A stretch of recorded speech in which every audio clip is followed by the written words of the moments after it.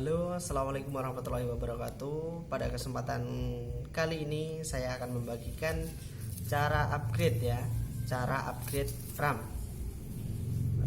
RAM laptop atau cara menambah RAM laptop. Dengan catatan di sini slotnya ada dua ya. Ini saya ambilkan contohnya.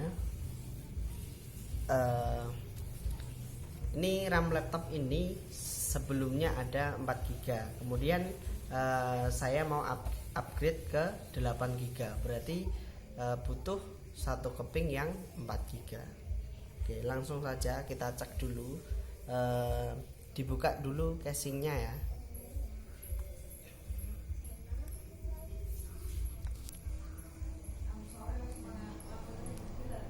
ya, posisinya seperti ini. Kemudian di sini itu ada kodenya, gambar RAM kecil seperti ini.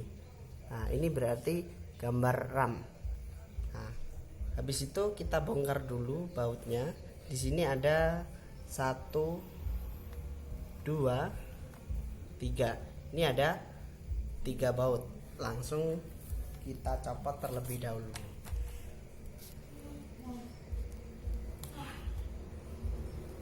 Posisinya seperti ini.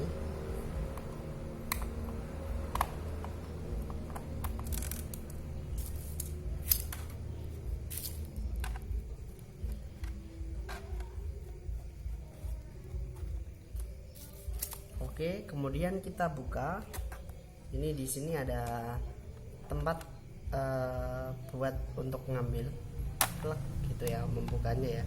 Nah, di sini bisa kita upgrade dengan catatan slotnya ada 2. Kalau slotnya cuma 1, berarti upgrade-nya kalau ini 4 GB, kalau slotnya yang cuma 1 berarti harus di-upgrade ke yang 8 GB gitu. Karena ini di sini slotnya 2, yang sebelumnya udah terpasang 4 GB. Kemudian mau saya tambah lagi yang 4 GB.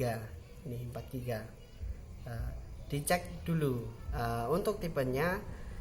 Di sini ada kodenya PC3.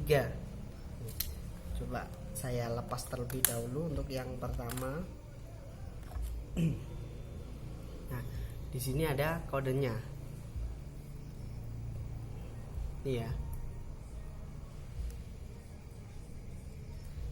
PC3 4GB PC3L 12800 ya, 12800.